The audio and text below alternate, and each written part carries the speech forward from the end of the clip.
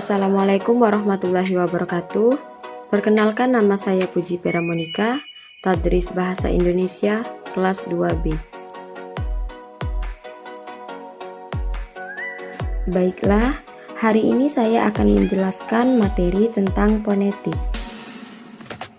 Fonetik atau fonetika adalah bagian ilmu dalam linguistik yang mempelajari atau menyelidiki bunyi bahasa yang diproduksi oleh manusia tanpa melihat fungsi bunyi itu sebagai pembeda makna dalam suatu bahasa. Objek kajian fonetik adalah bunyi bahasa atau fon, sedangkan objek kajian fonemik adalah fonem. Contoh dari fonetik adalah fonem E dapat diucapkan dalam bunyi E. Contoh dari fonemik adalah fonem atau U pada kata palu dan fonem A pada kata pala telah membedakan makna.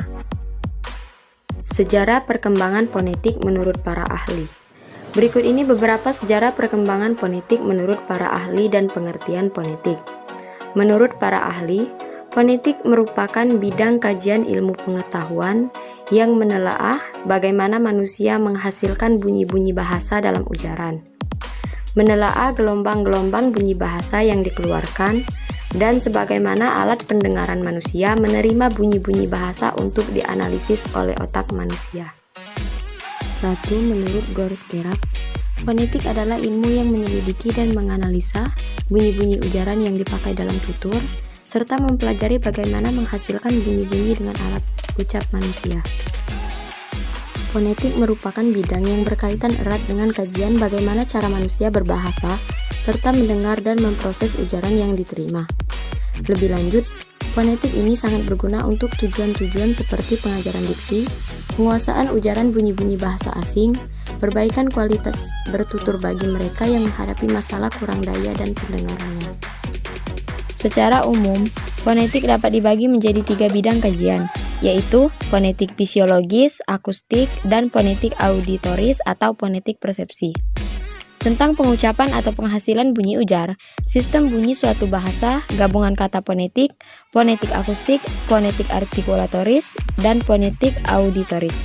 Kesimpulan, fonetik adalah bidang linguistik tentang pengucapan atau penghasilan bunyi ujar.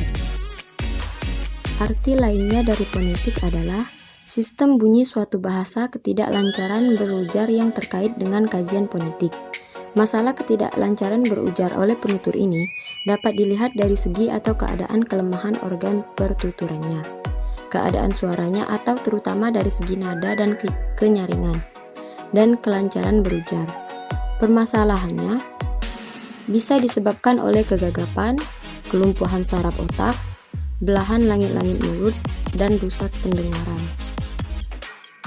Fonetika memiliki 3 cabang utama. Fonetik organis atau artikulatoris ialah fonetik yang mempelajari bagaimana mekanisme alat-alat bicara yang ada dalam tubuh manusia menghasilkan suatu bunyi bahasa. Dalam fonetik ini, yang dipelajari adalah posisi dan gerakan bibir, lidah, dan organ-organ manusia lainnya yang memproduksi suara atau bunyi bahasa. Fonetik akustik ialah fonetik yang mempelajari bunyi bahasa dari segi bunyi sebagai gejala fisik. Dalam fonetik ini, yang dipelajari adalah gelombang suara dan bagaimana mereka didengarkan oleh telinga manusia. Sedangkan fonetik auditoris ialah fonetik yang mempelajari bagaimana mekanisme telinga menerima bunyi bahasa sebagai getaran udara. Dalam fonetik ini, yang dipelajari adalah proses resepsi bunyi dan terutama bagaimana otak mengolah yang masuk sebagai suara. Jenis atau ruang lingkup fonetik. Untuk mempelajari bagaimana ilmu digunakan untuk menelusuri bunyi netral bahasa, berikut adalah 3 cakupan fonetik yang biasa dibahas dalam cabang fonologi ini. Fonetik organis atau artikulatoris merupakan cabang fonetik yang mempelajari mekanisme alat-alat ucap bekerja dalam menghasilkan bunyi ujaran dan bagaimana bunyi-bunyi itu diklasifikasikan.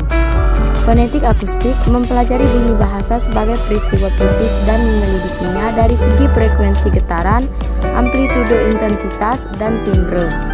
Perhatian utama studi ini adalah gelombang-gelombang bunyi yang timbul pada saat kegiatan berbicara dan transmisi gelombang-gelombang getaran tersebut melalui udara.